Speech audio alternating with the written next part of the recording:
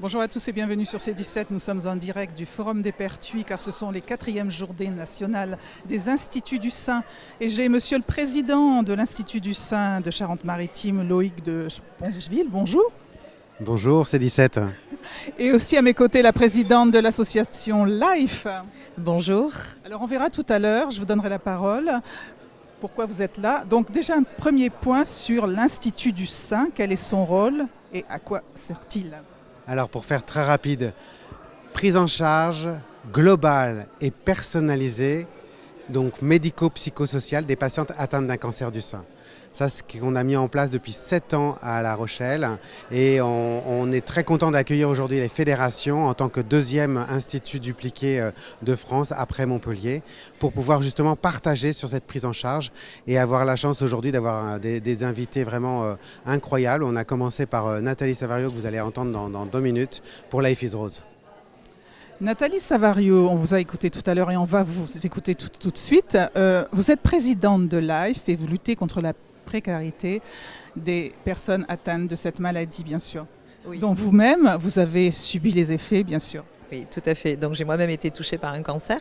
Et LIFE accompagne depuis 10 ans maintenant, donc 10 ans cette année, à peu près 5000 familles sur l'ensemble du territoire français, dom-tom compris, dans des situations urgentes de vie qui sont tout simplement les bases du quotidien d'un citoyen lambda. C'est se loger, se nourrir, payer ses factures et continuer à faire avancer sa famille. Parce que se soigner, c'est bien, mais ça ne suffit pas. La problématique sociétale, elle est primordiale.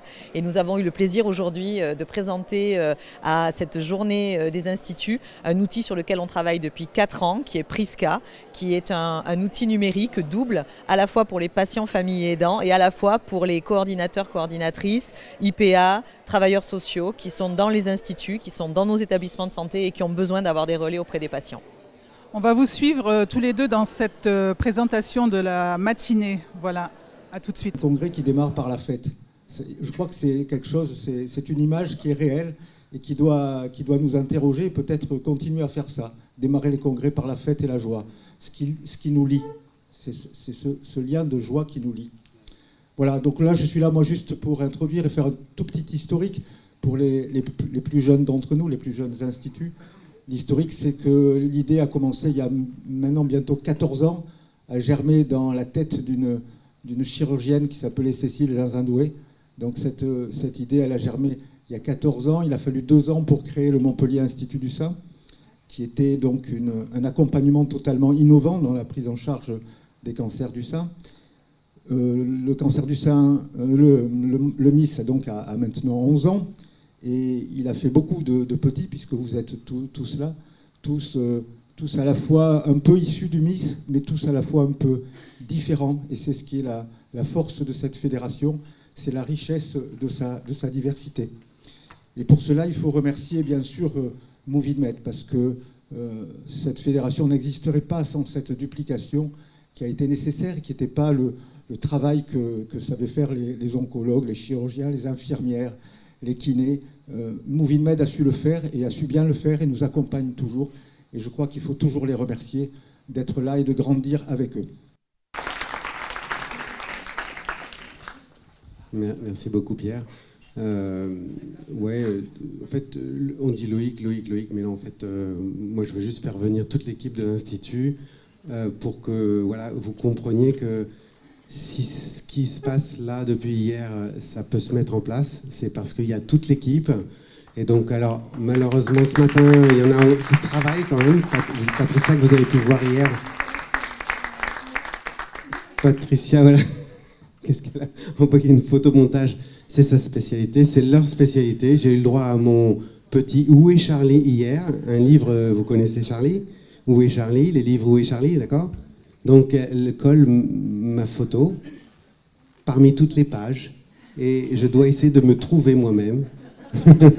Et pourquoi Charlie? Parce que Charlie et ses drôles de dames. Et ça fait 2 ans que ça dure. C'est très dur. Donc l'équipe, alors il y en a qui ne sont pas là, qui ont participé à l'organisation, mais vraiment, je crois que ce qui est très important, ce que l'on vit et ce qu'on essaye de vivre chaque jour dans l'Institut, c'est vraiment, oui, je suis président parce qu'il faut un président dans la sauce. Mais franchement, c'est pas ça qui est important. L'important, c'est qu'il y ait de la transversalité, des échanges, tout le temps, la proximité. On se dit les choses, on partage. Et c'est ça qui fait qu'on peut grandir. Il n'y en a pas un au-dessus des autres. Ça, c'est l'expérience qu'on vit depuis maintenant 7 ans. Ça fait 10 ans qu'on a rencontré, que j'ai rencontré au départ Pierre et Cécile et Sylvie et Sophie qui m'ont accueilli en 2013 à Montpellier, à l'époque où on disait mais peut-être qu'on pourrait faire mieux à La Rochelle que ce qu'on fait habituellement, la chirurgie, la chimio, la radiothérapie. Peut-être qu'il y a des choses qu'on pourrait faire mieux. Donc ça fait 10 ans qu'on germe ça. On avait commencé un petit peu avant, mais en allant voir Montpellier, on s'est dit, là, il y a peut-être une pépinière, en effet. Et donc depuis 7 ans, ça y est, on est en route et ça ne s'arrêtera pas. C'est une histoire de vie juste incroyable. Et grâce à toute cette transversalité, la capacité de se dire les choses, hein, même quand, et d'être à l'écoute et attentif à l'autre. Et là, je vous invite à répondre au questionnaire que je vous ai envoyé hier sur les soignants. Nous sommes tous en danger. On n'est pas en forme, on pense qu'on est mieux que les patientes qui sont en face de nous, oui, parce qu'on n'est pas malade, mais en fait, faites le questionnaire et vous verrez peut-être que finalement, vous êtes en zone de fragilité. Et donc, répondez à ce questionnaire. Il y a un poster qui est affiché en bas. Allez voir aussi les posters, parce qu'il y a évidemment des posters très intéressants, mais répondez au questionnaire.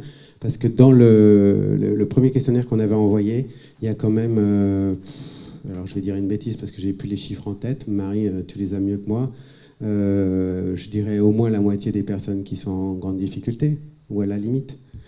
Et c'est vous dont je parle. Le questionnaire qui a été rempli, c'est le questionnaire qui a été rempli par les membres de l'Institut du Sein de La Rochelle. Mais vous avez probablement les mêmes difficultés.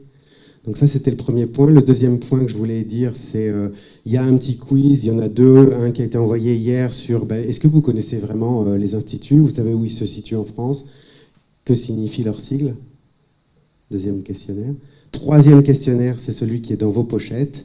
Et là, je vous incite donc je vous demande, c'est l'entrée, le pass pour rentrer ce soir à la soirée. Si vous ne remplissez pas d'ailleurs les 3 questionnaires, vous ne pourrez pas aller à la soirée ce soir. En plus de la surprise qui vous est réservée à 19h, je vous rappelle. Ce questionnaire, il est très important parce que on avait à cœur de dire, mais en fait, est-ce qu'on se connaît vraiment? Non, on ne se voit pas souvent, une fois par an, il y a des jeunes instituts, donc il faut apprendre à se connaître, se reconnaître, savoir qui est qui. Donc on vous a fait, les filles, j'ai délégué, parce que là, vraiment, je ne peux pas tout faire. Elles ont fait un trombinoscope, elles ont été rechercher les photos de chacun de vous, et à la grande surprise, on a eu beaucoup de difficultés à trouver les photos. Vos sites internet ne sont pas à jour. Je suis désolé. Il va falloir travailler. On peut s'améliorer. Ça, c'est l'espoir. Vous pouvez être sûr, vous allez vous améliorer. Et alors, la Palme d'Or revient à Movingmed. Aucune photo sur le site internet de Movingmed. C'est formidable. Donc, tout le monde peut grandir, tout le monde peut s'améliorer. Ça, c'est la bonne nouvelle. Donc, remplissez les questionnaires. Ça vraiment, l'idée, c'est de croiser, d'apprendre à se connaître. Et la suite, c'est de dire, ceux qui ne figurent pas sur les sites internet, il va falloir les photographier. Donc, il y a un challenge. Photographier, trouver ceux qui n'existent pas, après avoir rempli évidemment le questionnaire de ceux qui existent, trouver, envoyer les photos, il y a un 06, et évidemment, il y a des prix à gagner. Très touchée par ce que tu viens de dire. Alors moi, ce que je viens d'entendre, c'est qu'il faut se bouger déjà, et que ce soir, je pense que la soirée va me passer sous le nez parce que j'ai pas le pass, parce que j'ai pas rempli le truc, parce que je vais rien gagner. Ouais, bon, écoutez, on va s'en passer, on verra bien. On verra bien. Oui, je suis très heureuse d'être avec vous aujourd'hui. Particulièrement heureuse que Loïc m'ait demandé d'être présidente d'honneur en souvenir de Jacques. et puis d'ouvrir ces 4e journées de la Fédération française des Instituts du Sein.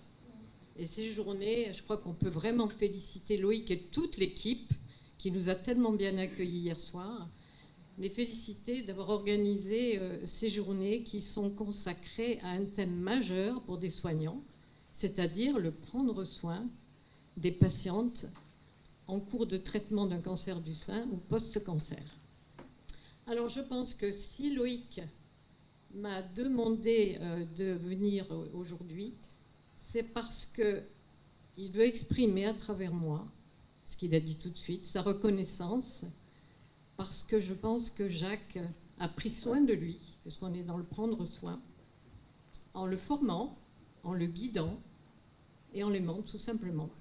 Alors ce que tu viens de dire, Loïc, je pense que je l'ai entendu tout à l'heure de Michael, j'ai entendu d'Alain Danet qui est là, Michael qui me disait que chaque fois qu'il opérait, il se souvenait des paroles de Jacques, comme ce que tu viens de dire. Voilà.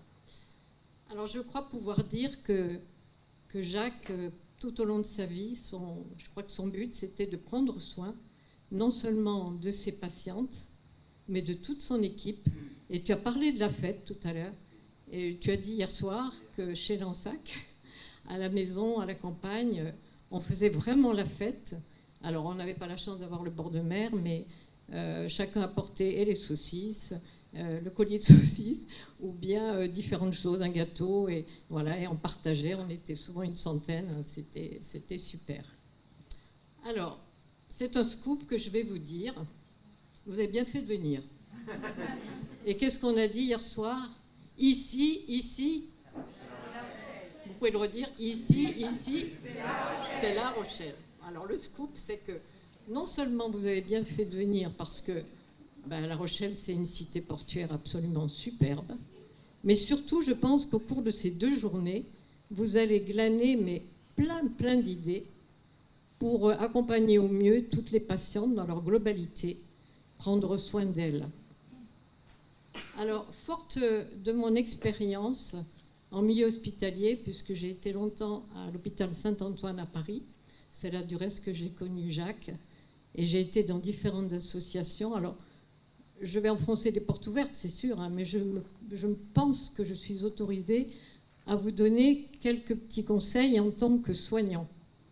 Je suis toujours bénévole aussi dans une association qui s'appelle la Maison des Parents de Tours, qui accueille des familles de malades, et des familles de malades, des proches de malades hospitalisés. Et ces proches de malades hospitalisés, ils ont besoin qu'on prenne soin d'eux aussi. Ils sont très inquiets. Voilà. Et alors, ces conseils, ces petits conseils, en voici quelques-uns, mais vous les entendrez pendant les 2 jours, j'en suis sûre. D'abord, prendre soin de vous. Prendre du temps pour vous faire plaisir, avoir des espaces d'échange entre vous, mais je pense que vous en avez, vous ressourcer auprès de personnes que vous aimez bien, en clair, être bien avec vous-même, c'est-à-dire familièrement être bien dans votre peau. Parce que si vous n'êtes pas bien dans votre peau, les malades ne le seront pas non plus. En effet, on peut dire que la qualité de vie des patientes dépend de votre qualité de vie à vous. Et ça, c'est particulièrement important.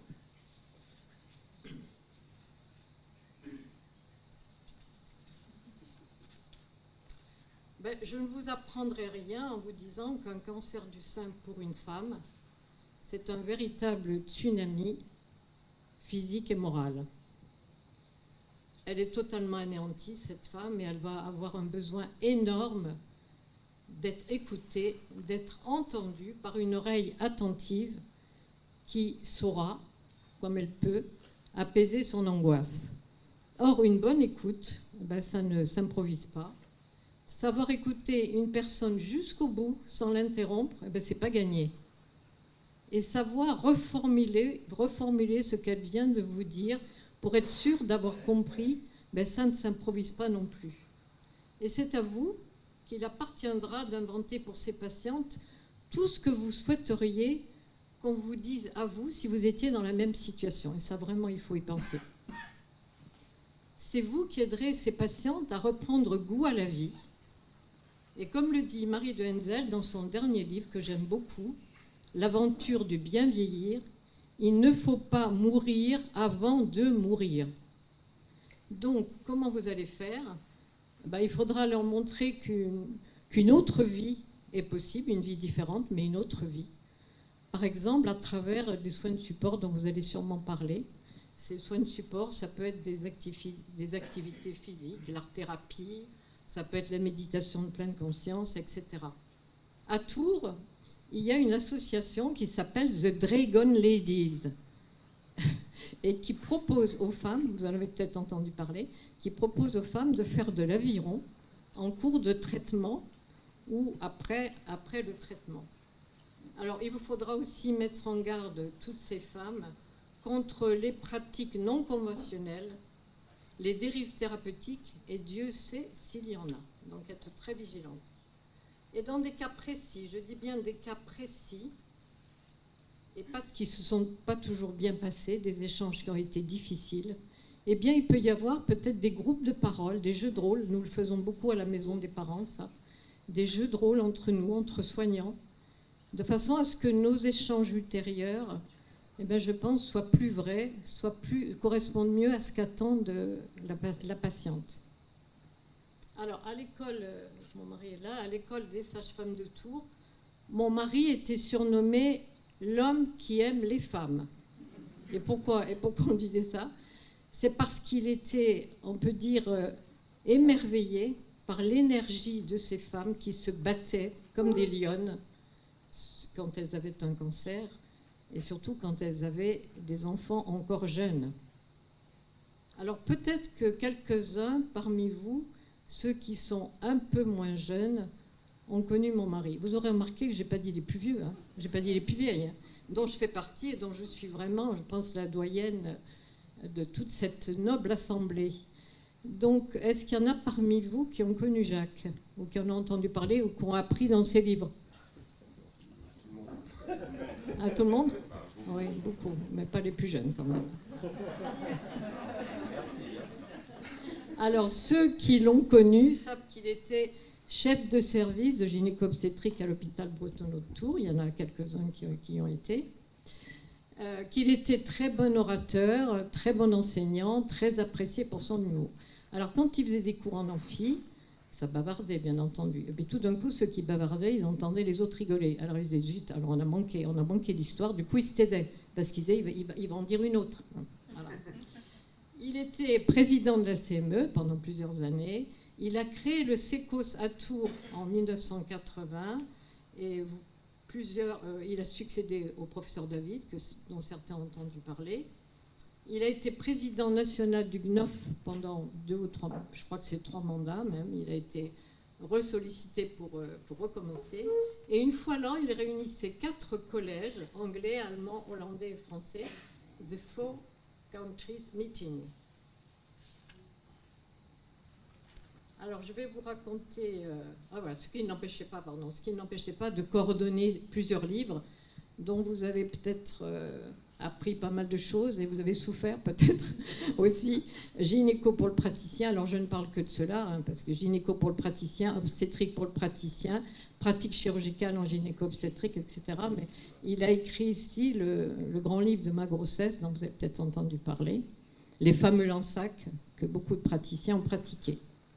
Alors, l'inlassable combat de Jacques pour la santé des femmes et des enfants, son engagement en faveur des plus déshérités l'ont conduit de nombreuses fois à donner des cours en Europe, en Afrique et en Asie, qu'il affectionnait particulièrement. On allait souvent au Cambodge, au Laos et au Vietnam. Et depuis sa retraite, il passait chaque année 3 semaines à l'hôpital du Bon Samaritain à N'Djamena. Alors il passait donc ce séjour qui n'était pas toujours facile. Il y avait des pannes d'électricité, il fallait opérer avec la lampe tempête.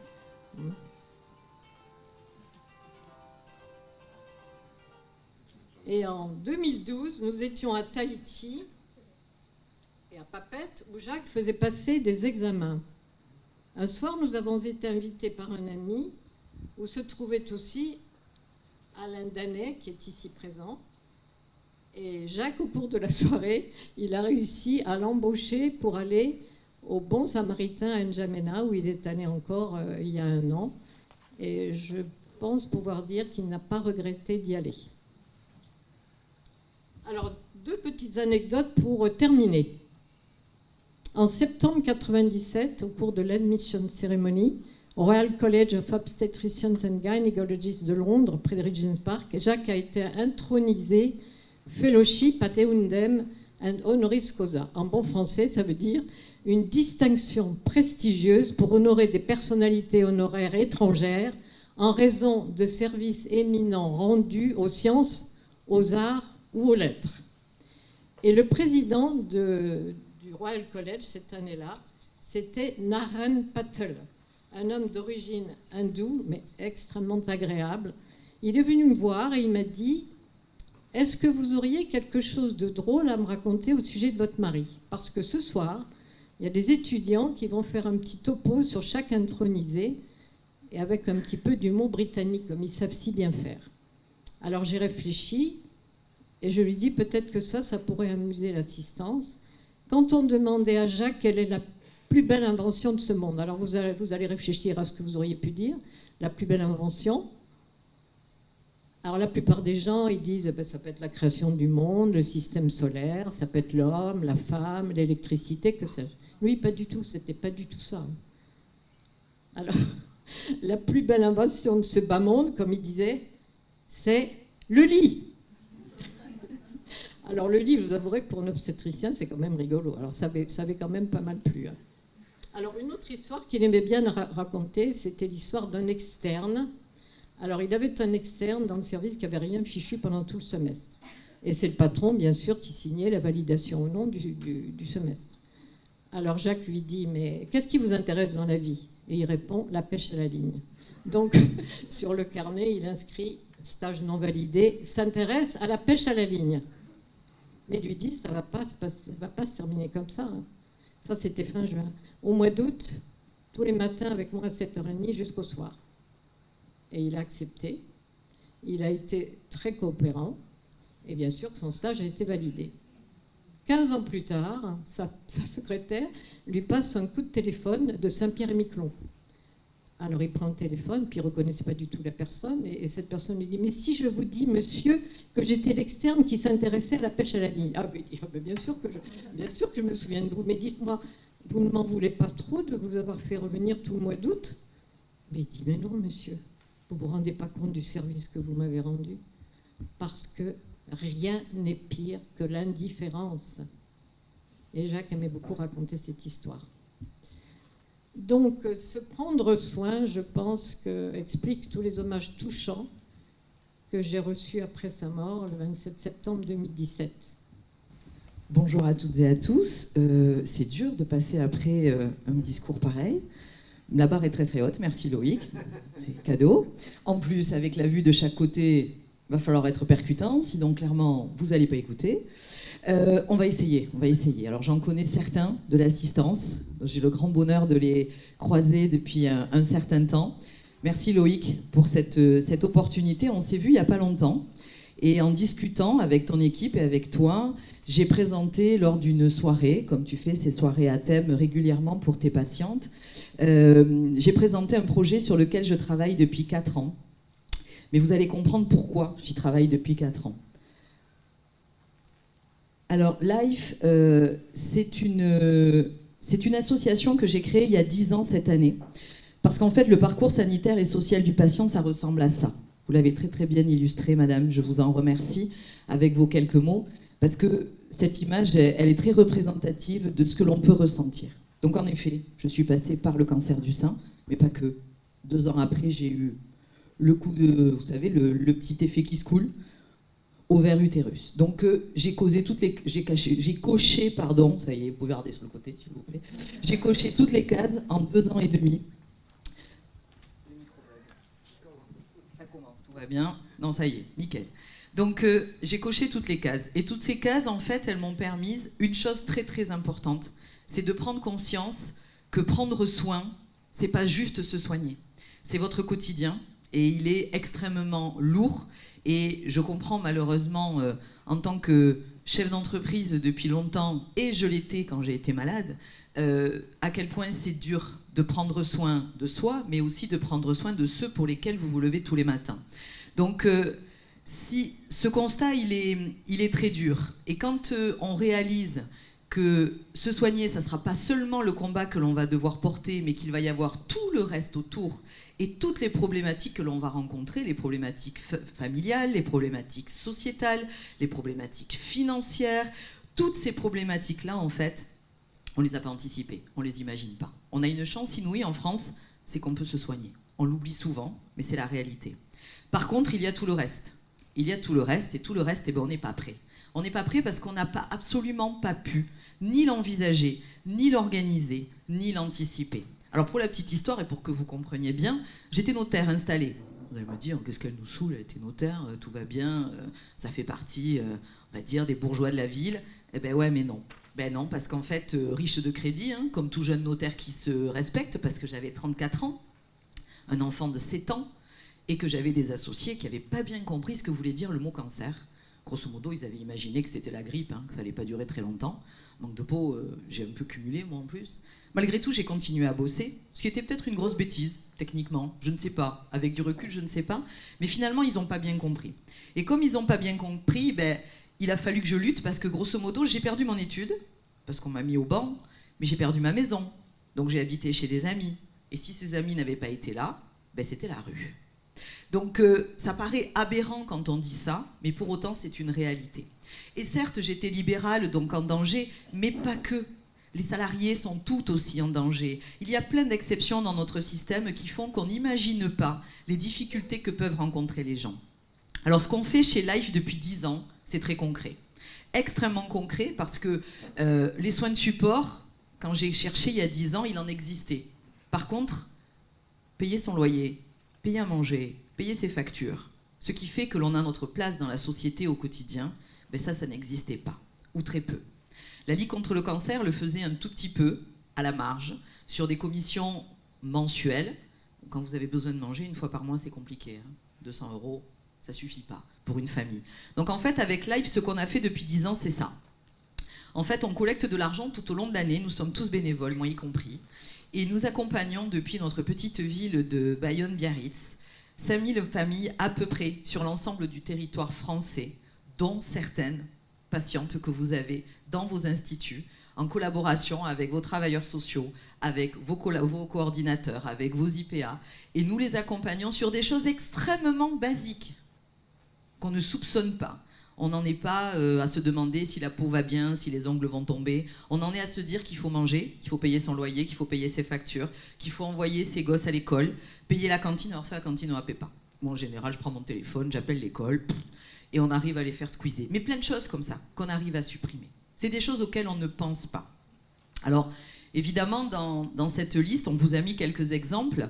Il y en a plein qu'on n'a pas mis, parce qu'évidemment, on fait plein de choses. Ça nous arrive aussi d'accompagner des gens sans avoir à payer, juste en les conseillant, juste en les aidant sur des sujets auxquels on n'a pas pensé. Beaucoup de personnes aujourd'hui, tous autant que nous sommes dans cette société, vivons à crédit. Parce que c'est compliqué aujourd'hui de vivre sans faire un crédit. Mais quand on ne peut plus faire de crédit, ou quand on en a fait un il y a longtemps, mais qu'on n'a même pas imaginé qu'en étant malade, on pourrait le faire prendre en charge par son assurance, et qu'on continue à se saigner aux 80 pour le payer, il suffit de croiser quelqu'un qui vous dit « Oh, cocotte, t'as une assurance ?»« Ah oui, mais c'est assurance décès. »« Oui, mais enfin, t'es pas morte. » Elle fonctionne aussi pour l'invalidité ou l'incapacité. « Ah bon ?» Et toutes ces choses-là, eh bien, elles sont hyper importantes. Et tous ces sujets, malheureusement, vous ne pouvez pas les connaître par cœur. Et c'est une évidence. Alors, vous y travaillez beaucoup. Moi, j'ai la chance inouïe d'avoir croisé des soignants qui m'ont interpellé, qui ont essayé de m'aider. Mais le mal était fait, parce que malheureusement, on ne peut pas toujours trouver des solutions à tout. Mais le fait est que, au bout de 10 ans, on s'est dit qu'il allait falloir trouver des solutions parce que le parcours, il est compliqué. Vous le savez. Et pour garder l'équilibre pendant ce parcours, il y a plein de facteurs qui rentrent en ligne de compte. Alors ces facteurs, comme vous voyez sur ce petit vélo, alors mon fils déteste cette slide, il me dit « Maman, sérieux, je porte pas de béret, je ressens pas à ça. » Je sais, mais bon, c'est pas grave. C'est pas moi non plus, j'avais les cheveux beaucoup plus longs avant.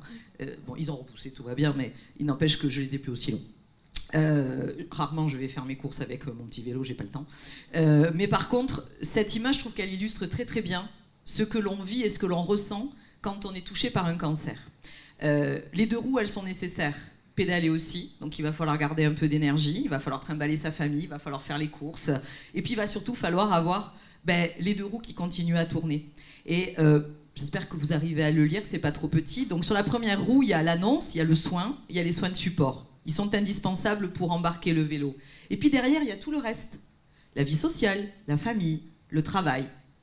Parce que oui, toutes ces choses-là, si on les a pas sur la 2e roue, et si elles continuent pas à tourner, il est évident que la première roue, elle servira pas à grand-chose.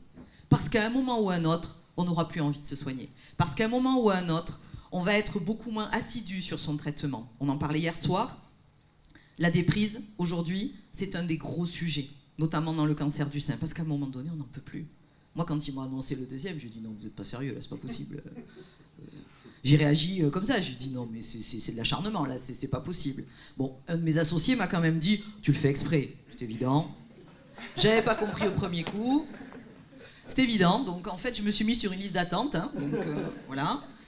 Mon conjoint aussi, hein, oui c'est évident, j'ai fait exprès, hein. Il est parti, il a bien fait. Au final, il m'a rendu service.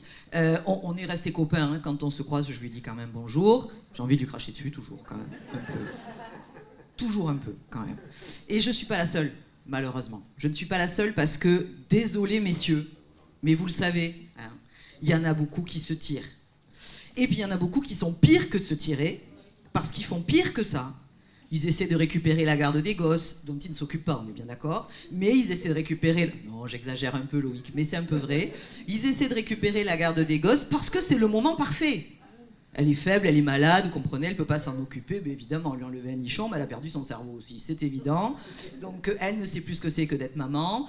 Donc toutes ces choses-là, ça paraît hallucinant, mais pour autant, c'est vraiment le quotidien d'une femme malade et de tout ce qui va engendrer des complications dans son quotidien. Alors ce qu'on fait chez Life, ça ne suffit pas, c'est pas tout, évidemment. C'est déjà un début, parce qu'il y a 10 ans, je vous assure qu'il n'y avait rien. Quand je me suis rendu compte, alors je ne savais pas où était la CAF, je ne savais pas où était le Pôle emploi, tout ça, je n'avais jamais foutu les pieds de ma vie, hein, je travaille depuis que j'ai 14 ans, et j'en suis ravie, et ce sera à refaire, je referai la même chose, mais il n'empêche que moi je ne savais pas où étaient tous ces trucs. Et je me suis dit, mais en fait je suis une quiche, quoi, enfin, sérieux, dans un pays comme le nôtre, où le social est quand même un pan important de notre société et de nos dépenses, je me suis dit, il y a quand même un truc qui colle pas, quoi. Je ne sais pas où demander de l'aide, je ne sais pas à quoi j'ai droit, je ne sais même pas si potentiellement... je peux me faire aider. Bon, résultat, quand on est libéral, vous le savez comme moi, on n'a pas droit à grand-chose. Hein. Bon, il faut toujours demander, mais malheureusement... Mais le fait est que même quand on pense qu'on y a droit, c'est pas simple de trouver l'info. Donc en fait, vos actions au quotidien, comme l'Institut, moi, ça m'a inspiré. Et chez Life, en équipe, parce qu'on est une équipe, comme vous dans les instituts, on est une association. On fait ça bénévolement, parce qu'on a tous des jobs à côté, puisqu'il faut manger. Hein, voilà. On s'est dit, il faut trouver une solution, non pas pour résoudre la problématique sociétale des familles et des patients, parce qu'on n'y arrivera pas, mais il faut peut-être essayer de faire de la prévention. Ce que l'on a réussi à faire quand même sur beaucoup de sujets, ce que vous réussissez à faire au quotidien en suivant de près vos patientes. Donc comment faire de la prévention ? Vous nous avez inspiré en fait. Toutes les actions que vous menez au quotidien, ce travail d'équipe que vous avez initié, la coordination que vous avez mise en place, moi elle m'a inspiré. Et depuis 4 ans, je travaille à un projet qui s'appelle PRISCA. PRISCA, c'est l'acronyme de prise en charge sociétale des cancers. Et le petit A, c'est pour les ALD. Parce qu'en fait, je me suis rendu compte qu'il fallait arrêter de travailler en silo. Pour la simple et bonne raison que ce qui est valable pour le cancer et pour une maladie qui, malheureusement, est une maladie chronique, est valable pour toutes les autres pathologies lourdes, que ce soit les diabètes, les maladies cardiovasculaires, les maladies neuropsy, le handicap, sans compter que, malheureusement, avec un cancer, on se pèle souvent des multipathologies. Il ne faut pas l'oublier. Donc, du coup, on a travaillé à ce sujet. Et on a créé PRISCA avec l'aide, comme tu le disais tout à l'heure, Loïc, des industriels qui m'ont aidé lourdement pour que je puisse créer cet outil et vous le présenter aujourd'hui, qui s'appelle donc PRISCA, avec une volonté évidente, qui est une réelle prise en charge globale à vos côtés. 3 objectifs, prévenir, anticiper et accompagner. Un moyen, un outil numérique. Alors c'est vrai, Tout le monde n'a pas un joli smartphone, il y en a qui n'en ont pas, c'est vrai. Mais il y a plein d'autres moyens de pouvoir utiliser l'outil. Et bien évidemment, une ambition, une innovation réelle, au service de l'équité. Parce que finalement, quand on a un cancer, on est vulnérable, on est fragile. Donc comment compenser ces fragilités? Donc je vais vous laisser découvrir cette petite vidéo, si elle veut bien se déclencher. Comment améliorer la prise en charge du cancer et des maladies ALD? Prisca est un dispositif connecté pour accompagner les patients, les familles et aidants, ainsi que les travailleurs sociaux.